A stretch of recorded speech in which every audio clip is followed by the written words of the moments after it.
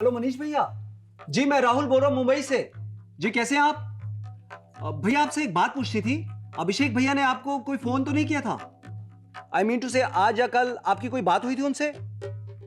नहीं हुई? ठीक है भैया। नहीं नहीं ऐसी कोई खास बात नहीं। नहीं नहीं सच में भैया ऐसी कोई खास बात नहीं। मैं आपसे बाद में बात करता हूँ भैया।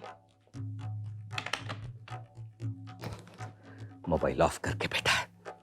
भांजे, तूने मुझे अच्छा सबक सिखाया है। तूने जो धोखा दिया है इसका बदला मैं जरूर चुकाऊंगा ऑलरेडी। मामा अगर इसी तरह हम सबको फोन करके पूछताछ करते रहे तो बदनामी हो जाएगी हमारी। हर आदमी यही सोच रहा होगा कि अभिषेक भैया के बारे में हम उनसे क्यों पूछताछ कर रहे हैं। लेकिन अभिषेक भैया कहाँ गए होंगे? कहाँ गए होंगे से ज्यादा जरूरी क्वेश्चन है क्यों गए होंगे। कहीं अभिषेक भैया का किसी के साथ कोई चक्कर तो। दीदी, आपको परेशान होने की जरूरत नहीं है। अभिषेक को मैं कहीं से भी ढूंढ कर लाऊंगा ऑलरेडी। तुम ढूंढ कर लाओगे? मैंने सिर्फ एक जिम्मेदारी सौंपी थी तुम पर, तुम वो तो ठीक से निभा नहीं पाए। ऐसा कौन सा जरूरी काम था जिसके लिए तुमने अभिषेक को अकेला छोड़ा था? अब 24 घंटे तो उसके आगे अपनी गलती स्वीकार ना सीखो मनोहर। मान लो तुम्हारी लापरवाही की वजह से मुझे ये जिल्लत उठानी पड़ रही है।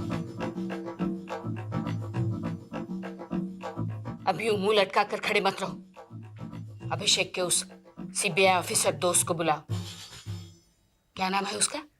समीर। अब पुलिस और सीबीआई को इस मामले में। मैं जितना कह रही हूं उतना करो। समीर अभिषेक का दोस्त है, वो हमारे परिवार की इज्जत का पूरा ख्याल रखेगा। आप कहती है तो मैं बुला दूंगा, लेकिन मैं अभिषेक को ढूंढ कर ला सकता हूं ऑलरेडी।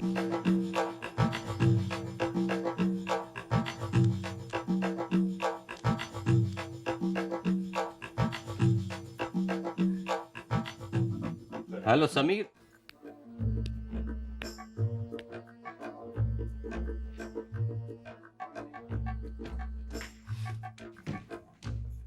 अनुराग, ये सब क्या हो रहा है? ये क्या कर रहे हो तुम? मैं तो कुछ भी नहीं कर रहा। जो कुछ कर रही है माँ कर रही है, अभिषेक कर रहा है, तुम कर रही हो। मेरे लिए अब और करने को बचा ही क्या है? बेकार की बातें मत करो अनुराग। अभिषेक घर से गायब है, हम सब लोग उसे ढूंढ ढूंढ कर थक गए हैं। माँ परेशान है और तुम यहाँ अपने बेडरूम में मुंह छुपाकर बैठे हुए। तुम घर के बड़े लड़के हो, तुम्हारा भी कुछ फर्ज है घर के लिए।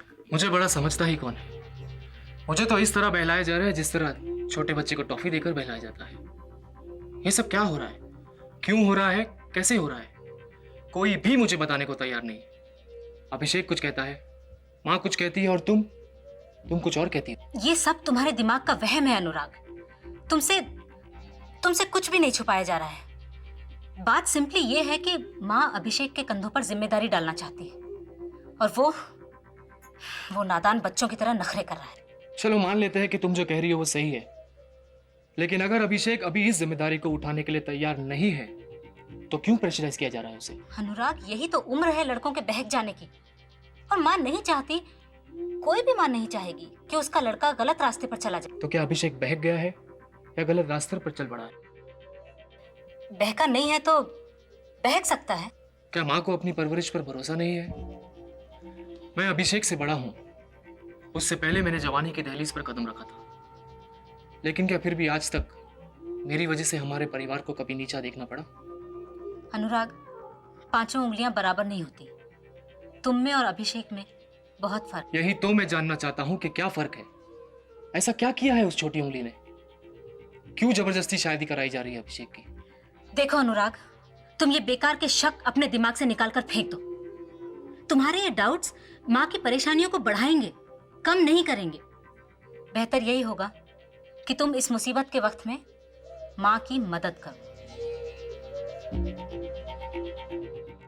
एक मिनट दीदी, मैं जानता हूं कि इस घर को बनाने में माँ ने अपना खून बहाया है, लेकिन इस घर को घर बनाए रखने में थोड़ा बहुत पसीना तो मेरा भी बहा है। इतना याद रखना कि अगर अभिषेक ये शादी अपनी मर्जी से करने को तैयार नहीं है तो मैं ये शादी नहीं होने दूंगा। हरगिज़ नहीं।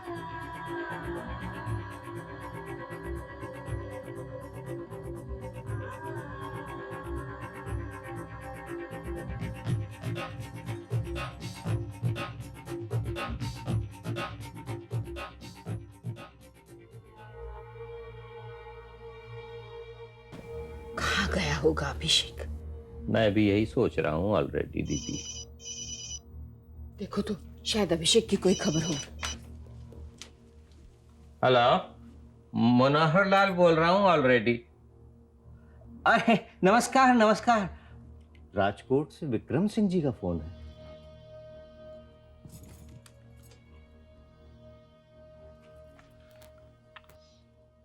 नमस्कार विक्रम सिंह जी। नमस्कार राजेश्वरी देवी जी, सब कुशल तो है? कुशल ही तो है। आप जैसे परिवार से रिश्ता जुड़ रहा है, कुशल तो होगा ही।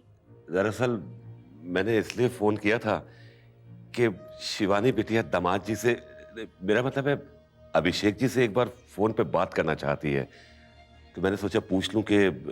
हाँ हाँ, क्यों नहीं, मुझे तो कोई हर्ज नहीं है। बल्कि मैं खुद भी चाहती थी कि अभिषेक और शिवानी कम से कम फोन पर तो बात कर ही ले। लेकिन फिलहाल अभिषेक घर पर नहीं है, दोस्तों के साथ बाहर गया हुआ है। जैसे वो आएगा मैं फोन करवा दूंगी।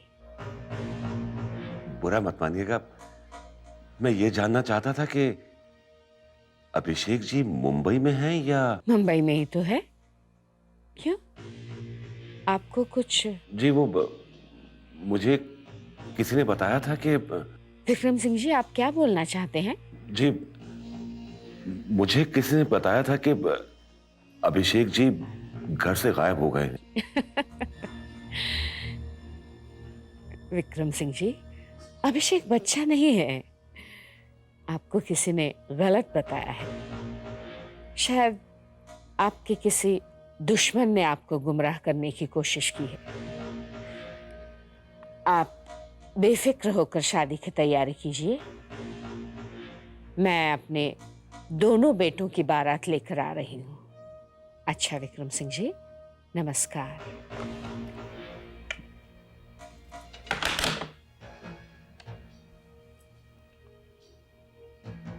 हमारे घर की खबरें कोई बाहर लीक कर रहा है। मनोहर, आने जाने वालों पर नजर रखो और पता करो कि कौन हमारे पीठ में छुरा घोंप रहा है। मैंने तो दिमाग दौड़ाना शुरू कर भी दिया है ऑलरेडी दीदी। आखिर ये घर का भेदी कौन है? पनवारी लाल राजेश्वरी देवी का खानदानी ज्वेलर है। उसका रोज का उसके आना जाना है। उसी ने मुझे बताया था कि राजेश्वरी देवी ने किसी सीबीआई इंस्पेक्टर को बुलाया है अभिषेक जी को ढूंढने के लिए। इसका मतलब है राजेश्वरी देवी झूठ भी बोल सकती है? बोल सकती नहीं, बोल रही हैं। अभिषेक सचमुच घर से गायब है। हमारे परिचितों में आखिर कौन है विक्रम सिंह जी का नजदीकी? हरिओम।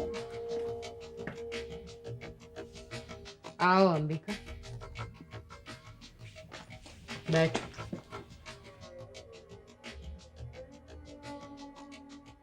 तो आखिर अभिषेक तुम्हारी जबरदस्ती की वजह से आखिर घर से भाग ही गया ना? तो तुम हमारे जले पर नमक छिड़कने आई हो? नहीं राजेश्वरी, मैं तुम्हारी तानाशाही के परिणामों से तुम्हें सचेत करने आई हूं। अभिषेक मेरी जिम्मेदारी है और मैं अपनी जिम्मेदारी निभाना जानती हूँ। हाँ, मुझे पता है कि तुम कितनी अच्छी तरह अपनी जिम्मेदारी निभा रही हो। मुझे तुमसे नहीं सीखना जिम्मेदारी कैसे निभाई जाती है। मेरे बच्चों को तुमने या तुम्हारे सन्यासी भाई ने नहीं पाला, इन्हें मैंने पाला है। राजेश्वरी, मत भूलो कि मैं कुछ नहीं भूली अंबिका, कुछ भी नहीं। सब कुछ याद है मुझे। मैं उनमें से नहीं जो संसार से घबराकर भाग जाते हैं। ये घर मेरी दुनिया है, इसे मैंने बसाया है और मेरी दुनिया में जिम्मेदारियों से भागने वालों के लिए जगह नहीं है। कभी सोचो राजेश्वरी कि लोग तुम्हारे घर से क्यों भाग जाते हैं। कभी आईने के सामने खड़ी होकर सोचो तो शायद तुम्हें कुछ नजर आ जाए। राजेश्वरी, शेषनाग जैसे देवता भी पृथ्वी को अपने सर पर धारण करते हैं। शक्ति के नशे में चूर होकर उस पर कुंडली मारकर बैठ नहीं जाते। अंबिका, राजेश्वरी, मैं यहां तुमसे झगड़ा करने नहीं आई थी, बल्कि तुम्हें समझाने आई थी।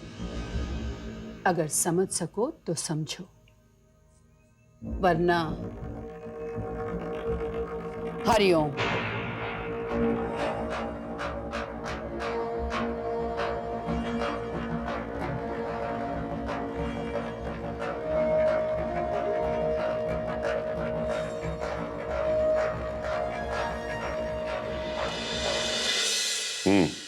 जैसे ही पता लगे मुझे फौरन फोन करो।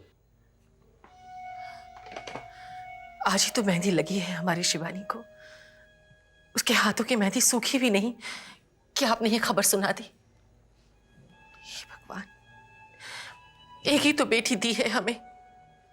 क्या क्या सोचा था, कितने अरमान संजोए थे उसके हाथ पीले करने के।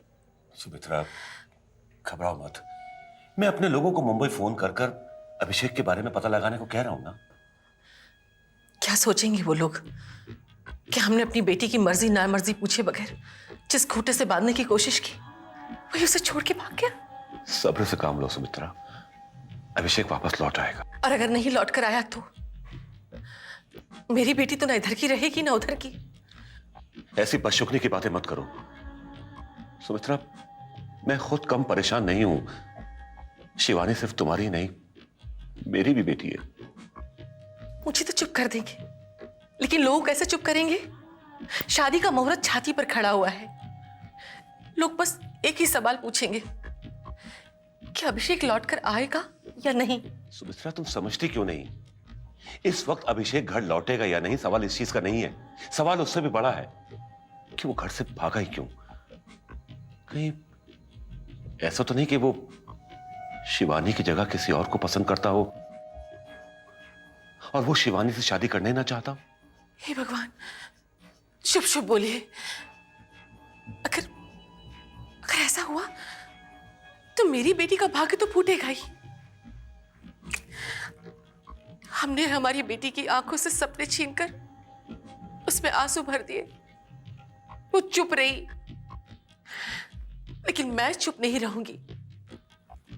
एक बात सुन लीजिए, अगर मेरी बेटी के ऊपर आंच भी आई ना तो मैं अपनी जान दे दूंगी। सुमित्रा, हिम्मत से काम लो, ईश्वर पे भरोसा रखो, सब ठीक हो जाएगा, सब ठीक हो जाएगा।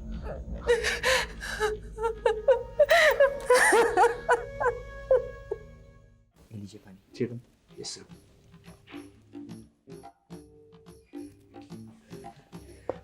आप लोग चाय लेंगे? No thanks.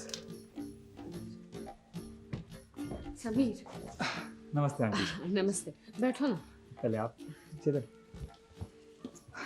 अच्छा हुआ कि तुम आ गए, मुझे तुम्हारा ही इंतजार था।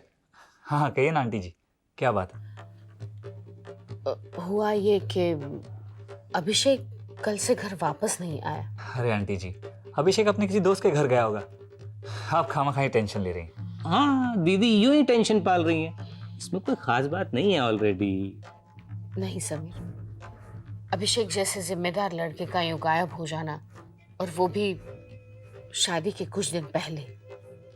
हैरान तो मैं भी हूँ, मगर कोई ना कोई बात तो जरूर रही होगी। वैसे आंटी जी, अभिषेक की शादी से कहीं नाखुश तो नहीं?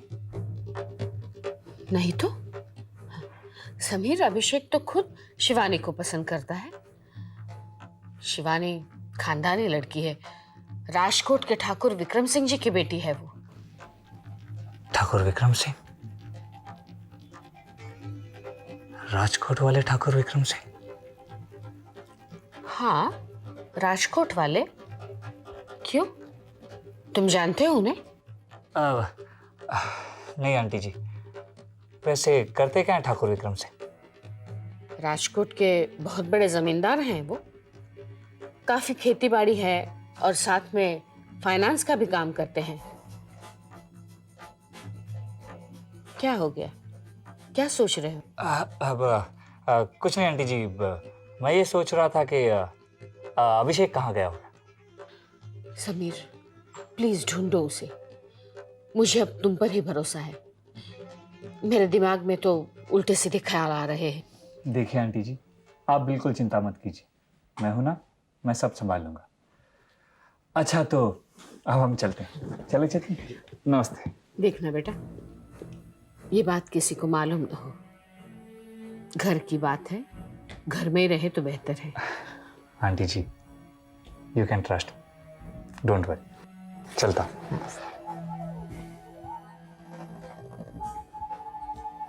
मनोहर, तुमने भी वही देखा जो मैंने देखा? हाँ दीदी, मैं भी यही सोच रहा था कि राजकोट के नाम पर समीर को सांप क्यों सूंघ गया ऑलरेडी।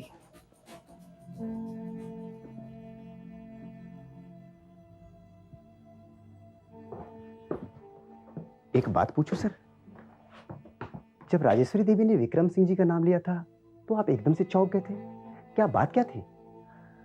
ये मेरी अपनी कहानी है चेतन। क्या मैं जान सकता हूं सर, अगर आपका कुछ पर्सनल ना हो तो? ये कहानी इतनी पर्सनल है कि अब तो ये मेरी जिंदगी के लिए एक नासूर सी बन गई। लेकिन मैं तुम्हें बता सकता हूं। चेतन, मेरी एक बहन थी, सुधा। थी? सुधा दीदी अब इस दुनिया में नहीं है। I am sorry sir. दीदी रणधीर नाम के एक लड़के से प्यार करती थी। दोनों ने छिपकर, दुनिया से भागकर शादी कर ली। ये उन दिनों की बात है जब मैं ट्रेनिंग पर था। रणधीर सिंह विक्रम सिंह का बेटा है। क्या? हाँ।